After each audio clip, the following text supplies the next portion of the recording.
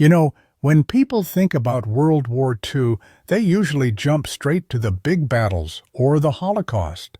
But what really struck me was how calculated everything was right from the start. Yeah, like the way Hitler just walked over the Treaty of Versailles and nobody really stopped him. Exactly. First the Rhineland, then Austria, then the Sudetenland with the Munich Agreement. Europe practically handed him the keys. That whole peace for our time thing by Chamberlain feels like the worst kind of irony now. Totally. And then bam, 1939, he invades Poland, blitzkrieg style. Game over for peace. What gets me is how quickly things turned brutal for Jews. I mean, even before the war officially started. Life was already unbearable under Nazi rule. Yeah, Kristallnacht in 38 was already a terrifying preview. Broken glass, burned synagogues, people dragged from their homes. It was open season on Jews. And that's before the final solution even kicked in.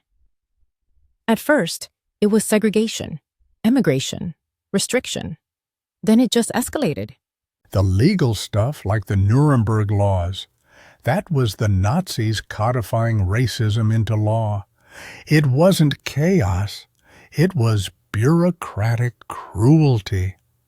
What's chilling is how all of this wasn't just Germany. Once the Axis powers expanded, anti-Semitism spread with them. Poland, Hungary, France, they all had collaborators. Yeah, forced ghettos, yellow stars, the whole machinery of dehumanization. It was systematic, cold-blooded. And let's not forget the alliances. Germany and Italy? Predictable. But Japan's entry after Pearl Harbor really flipped the board. Right. It globalized the conflict.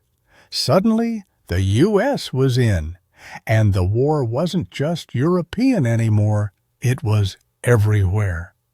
And all this while Jews and other minorities were being squeezed out of society, then out of life. You can really see how the war and the persecution weren't two separate things. They were intertwined. One fed the other. That's what makes this chapter of history so brutal.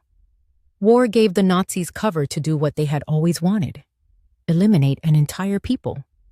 And the world, for the most part, didn't see it coming, or didn't want to. Maybe the question we should leave people with is, what does appeasement really cost?